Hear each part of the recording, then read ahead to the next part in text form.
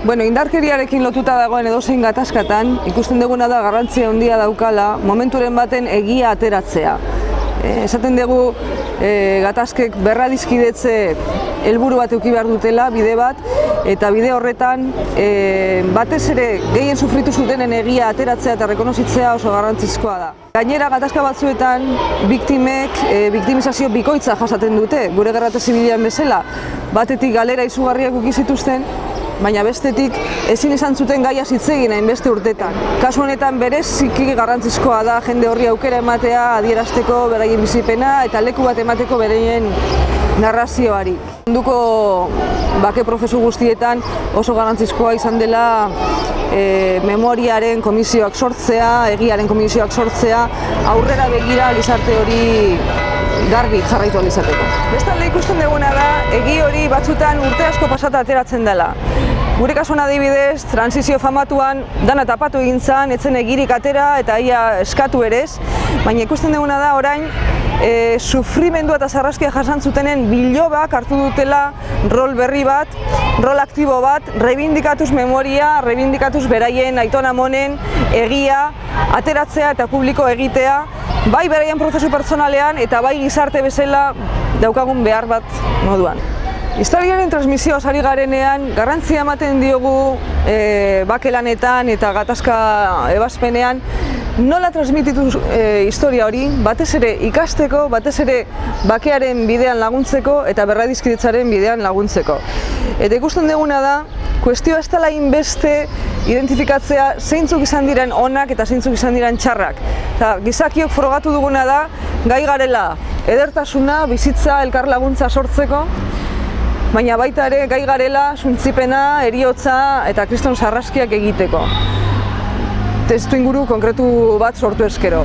Orduan, interesatzen zaigu batez ere, olako indarkeria sortu zuen gatazka batean zer eraman gintuen egoera horretara, ze testu inguruk, ze dinamikak, zein elkarren irudik, ze interes zeuden hor, aurrera begira errepikatu ez dadin, aurrera begira ikas dezagun, eta nolabait onerako eta txarrerako joera eta gaitasun hauek danon patrimonio egiteko eta danon erantzukizun egiteko bake kultura bat sortzea. Gai hauetan ikusten dugun beste alderdi bat, bada indarkeria edo gerra eta bakea ez direla guztiz banatu behar.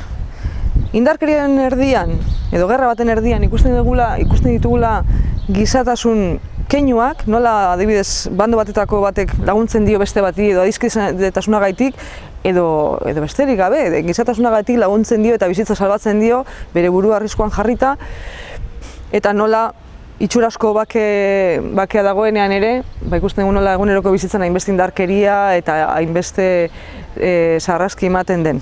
Hemengo bonbaketako lekuko batek kontatzen zian, nola bere oroimen berezi bat bazen bonbaketaren egunean neska batekin gelditu zela zinemara joateko eta neskaren oroimena esan gauza garrantzizko bat, zinemara joateko eta neska hori ezagutzeko gogoa. Bonbaketaren erdian bizitza zegoen hor pilpilean. Adoko batek kontatzen zian, euren bonbaketa jasatzutenean, oso gogorra izan zela, baina gai zen gogoratzeko alderdi hon bat, hori zela eta nola etxean egon behar genuen, ezin ginen atera eta auzokoek askoz ere harreman handiagoa eduki genuen.